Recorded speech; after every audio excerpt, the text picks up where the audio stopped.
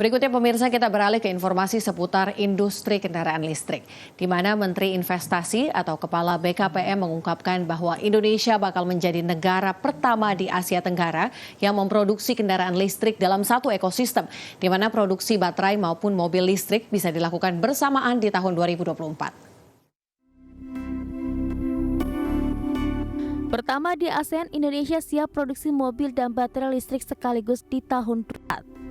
Begitulah berita membanggakan bagi ekosistem industri otomotif nasional. Menteri Investasi atau Kepala Badan Koordinasi Penanaman Modal atau BKPM Bahlil Lahadalia menyatakan Indonesia bakal menjadi negara pertama di Asia Tenggara yang memproduksi kendaraan listrik dalam satu ekosistem tahun depan, di mana produksi baterai maupun mobil listrik akan bisa dilakukan bersamaan di tahun 2024.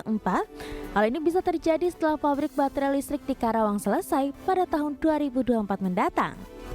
Kepastian ini didapatkan Menteri Bahlil setelah ikut dalam pertemuan pemerintah Korea Selatan dengan Presiden Joko Widodo hari ini. Bahlil Lahadalia juga menyatakan pabrik baterai listrik 10 gigawatt hasil kerjasama LG dan Hyundai sudah bisa berproduksi pada tahun depan. Tahun depan Indonesia akan menjadi negara Asia Tenggara pertama yang akan memproduksi ekosistem mobil listrik yang baterainya langsung dari Indonesia. Jadi tahun depan kita sudah mempunyai produk baterai mobil yang kemarin 2 tahun lalu di groundbreaking oleh Bapak Presiden di Karawang.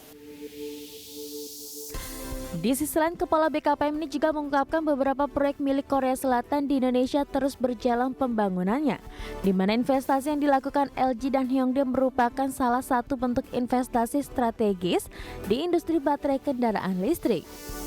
Investasi tersebut juga terintegrasi dengan fasilitas penambangan, peleburan atau smelter, pemurnian, refining, serta industri pressure core dan katoda, dan juga fasilitas produksi baterai listrik yang pertama di Asia atau bahkan di dunia.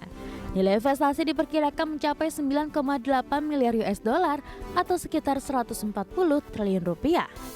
Dari Jakarta, IDX Channel. Aman. Oh, dia.